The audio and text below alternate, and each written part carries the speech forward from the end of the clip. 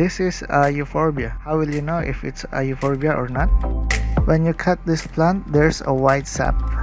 Be careful because this white sap is poisonous.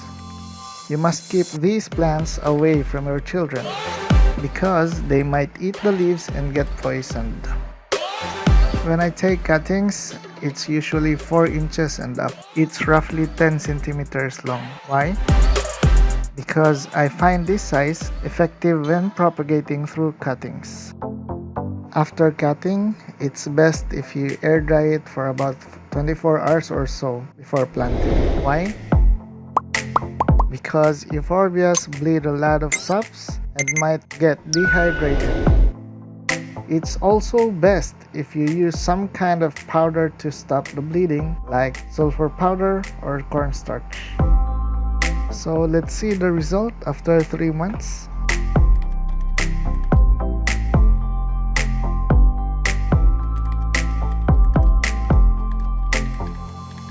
And here it is after 9 months. Remember, when propagating, moist soil helps grow roots faster. So keeping the soil moist during propagation helps a lot. If you like this content, please watch this playlist. Subscribe, like, and share. See you on our next video.